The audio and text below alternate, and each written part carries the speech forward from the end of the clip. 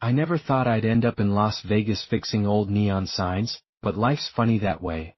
After my dad passed, he left me his restoration shop on Fremont Street, a narrow, cluttered space called Luminous Memories, tucked between a pawn shop and a 24-hour wedding chapel. The place smelled like dust, glass, and the faint, sweet ozone of electricity that I'd been working there about 6 months when Rachel started coming around. Rachel was my dad's part-time assistant, though assistant might be too strong a word. She mostly handled the front, took calls, and kept the ledgers. She stayed on after he died, said she liked the quiet, and I liked her a lot. Maybe too much. She had this way of moving through the cramped shop that was almost hypnotic. Her hips swayed just enough in those tight jeans to make my throat go dry. She'd lean over the counter to show me an invoice, and the neckline of her top would dip, offering a glimpse of smooth, tan skin and the curve of her breasts that I'd catch myself staring, then force my eyes away, feeling a hot flush of guilt. She was 24, 5 years younger than me, with glossy dark hair that fell over her shoulders and a smile that felt like a secret just for me.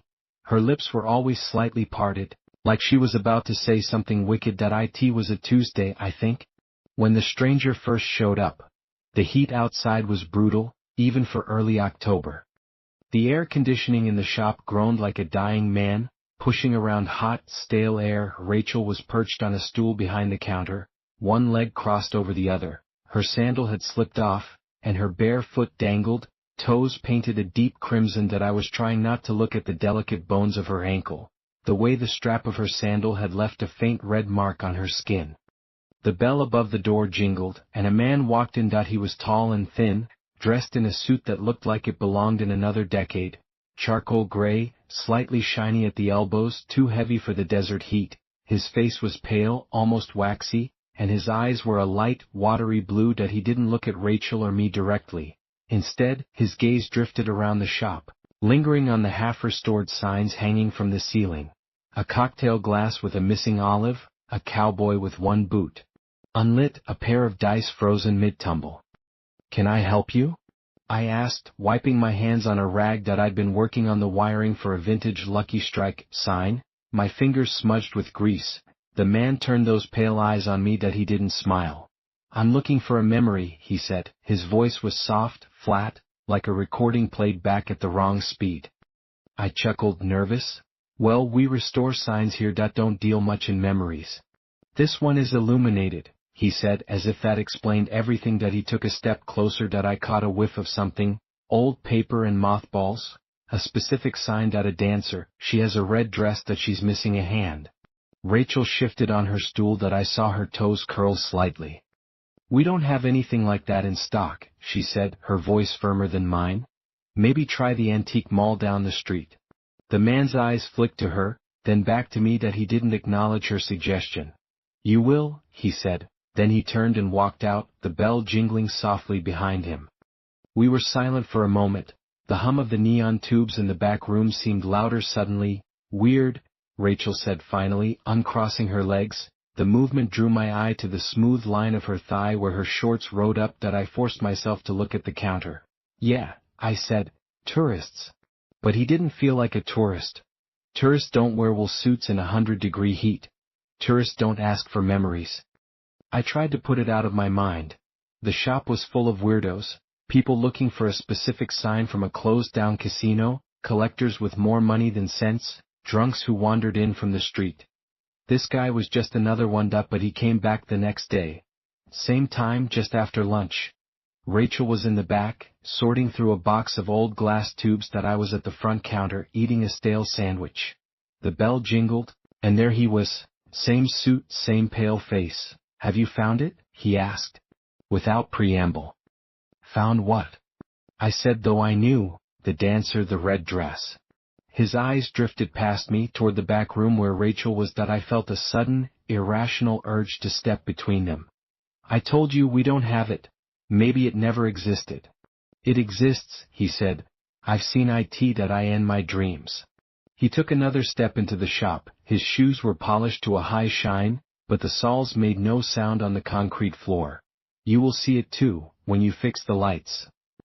He left then as suddenly as he'd come. I stood there, my sandwich forgotten, a cold knot forming in my stomach. Rachel came out a few minutes later, wiping dust from her hands onto her jeans, the fabric stretched tight across her hips. "Who was that?" she asked. "Same guy," I said. "The memory guy." She frowned. "He give you the creeps?" "A little." She moved closer to me and I caught the scent of her perfume, something light and floral mixed with the smell of hot glass.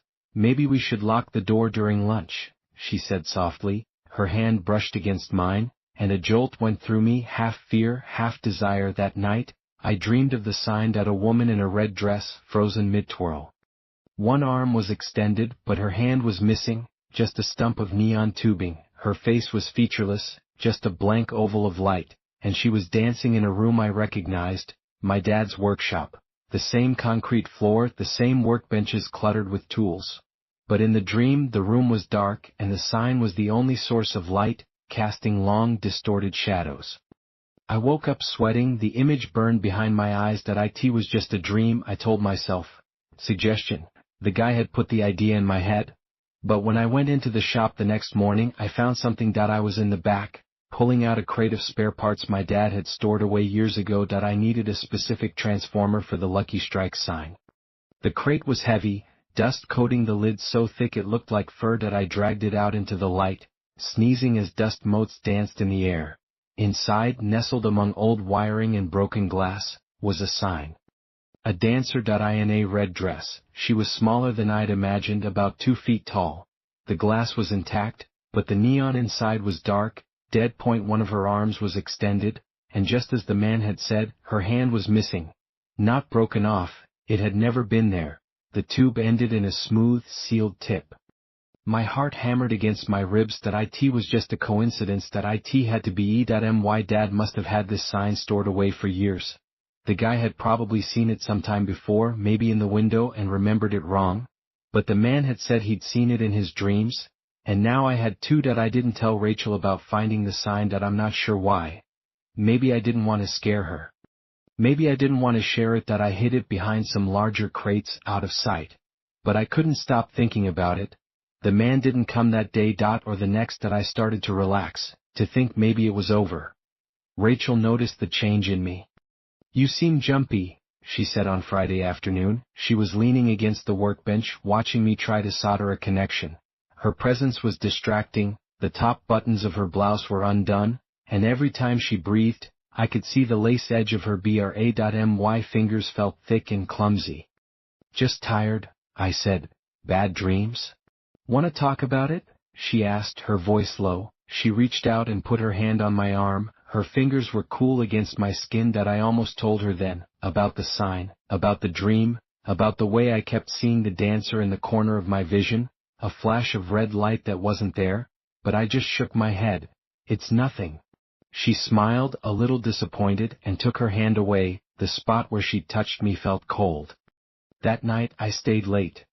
Rachel left around 6, giving me a wave and a smile that promised nothing and everything. I watched her walk down Fremont Street, her hips swaying, until she disappeared into the crowd of tourists. I was alone in the shop. The silence felt different at night, heavier, more intentional. The neon signs glowed softly, their light reflecting in the dark windows. I told myself I was working on the Lucky Strike sign, but really, I wanted to look at the dancer again. I pulled the crate out from its hiding place.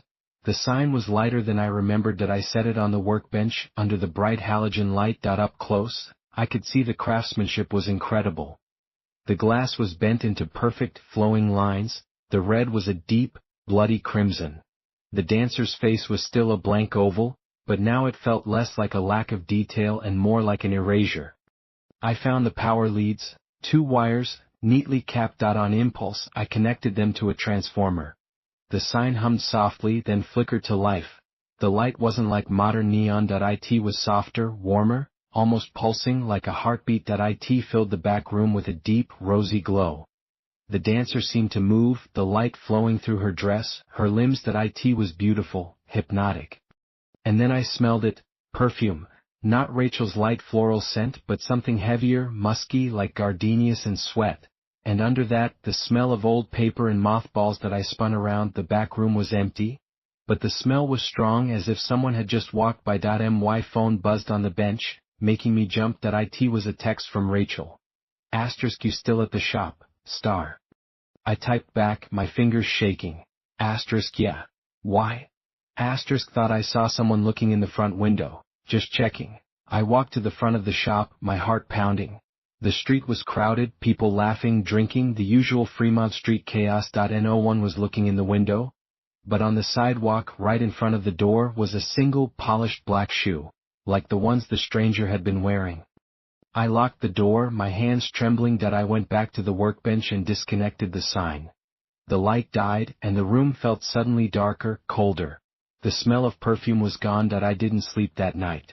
Every time I closed my eyes, I saw the dancer spinning in the dark, and I saw the stranger's pale, expressionless face. He was back the next morning, Saturday. Rachel was with me, wearing cut-off shorts that showed off her long, tanned legs. She was bending over a box of new glass tubes, and I was trying very hard not to stare at the way her thighs pressed together. The bell jingled, and there he was. He looked directly at me, and for the first time, he smiled. It wasn't a friendly expression. It was a stretching of lips over teeth. You found her, he said. Rachel straightened up, her eyes wide. You again. He ignored her. You lit her up. I felt it. How did you know? I asked, my voice hoarse. The light calls to me, he said, as it calls to you now. He took a step forward. She's not complete, she needs her hand. I don't have it, I said. It was never there. It exists, he said, in the same place you found her. Look again. He turned and left. This time he didn't walk down the street. He just vanished. One moment he was there, the next he was gone, swallowed by the crowd. Rachel let out a shaky breath. Okay, what the fuck was that? I told her everything about finding the sign, about hooking it up, about the smell, the text, the shoe. She listened, her face pale, her arms crossed over her chest. When I was done, she didn't speak for a long time. We should get rid of it, she said finally. The sign, throw it out. I think it's too late for that. I said. We went to the back room together. I pulled out the crate and we lifted the sign onto the bench. In the daylight, it looked less sinister, just an old piece of glass and gas. But I could still feel a residual warmth coming from it, though it had been unplugged for hours. Rachel reached out and traced the line of the dancer's arm. Why no hand? She murmured. I don't know. He said to look where you found it. She started pulling things out of the crate. Old wiring, broken tubes, scraps of insulation. Her movements were quick, nervous. I watched the muscles in her forearms flex. The way her hair fell across her face. At the very bottom of the crate, under a layer of yellowed newspaper, was a small cardboard box. It wasn't sealed, just closed with a bit of string. I opened it. Inside, nestled in tissue paper, was a glass hand. It was delicate, beautifully made, fingers slightly curled as if caught mid-motion. The neon tube inside was shaped like bones, and next to it was a photograph, black and white, faded. It showed a woman in a red dress. A real woman, not a sign. She was dancing on a stage, one arm extended, her face was turned away, but I could see her smile in profile. She was beautiful. And standing in the wings of the stage, watching her, was the stranger. He looked exactly the same suit, same pale eyes, but the photo had to be 50 years old at least. On the back in faded ink was written, For Evelyn, always my light. Jay, who's Jay? Rachel whispered that I didn't know, but I felt a cold certainty settling over me. This wasn't just a sign. It was a tombstone. A memorial. That night, I dreamed again. This time, I was the stranger. I was standing in the wings of a dark theater, watching Evelyn dance. She was radiant, alive, her body moving with a grace that made my chest ache. I could smell her perfume, that heavy, musky gardenia scent. I loved her. More than anything. But she was leaving. The show was closing. She was going to Hollywood. I couldn't let her go. The dream shifted. I was in the workshop, my dad's workshop, but not. It was older, darker.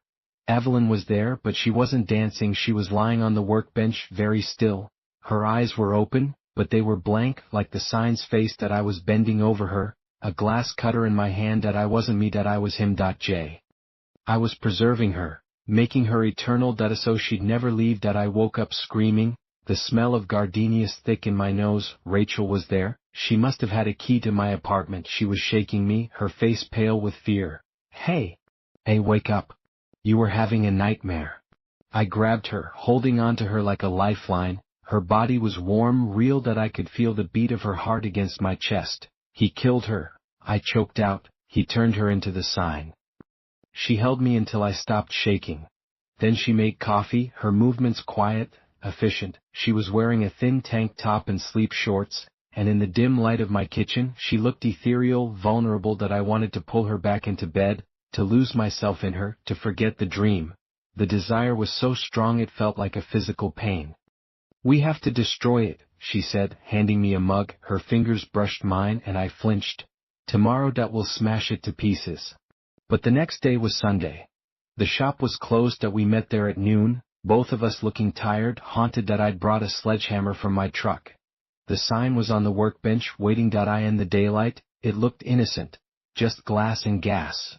"Do it," Rachel said, her voice was tight. I lifted the sledgehammer, but I couldn't bring it down. I kept seeing Evelyn dancing. I kept feeling Jay's love, his desperation, his madness. It felt like destroying a grave. "I can't," I said, lowering the hammer. "Then I will." Rachel took it from me. Her hands were small on the handle. She gritted her teeth, raised the hammer, and swung. The sound was incredible, a shattering crash that seemed to suck all the sound out of the room.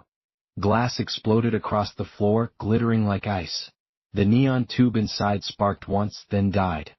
For a moment there was silence. Then the smell hit us, not gardenias, something worse, the sweet, coppery smell of blood, mixed with the ozone of electricity. Rachel dropped the hammer, her hands flying to her mouth. Oh God! The glass shards on the floor weren't just clear. They were streaked with red, like veins, and in the center of the wreckage the glass hand was intact, unbroken. It glowed with a soft,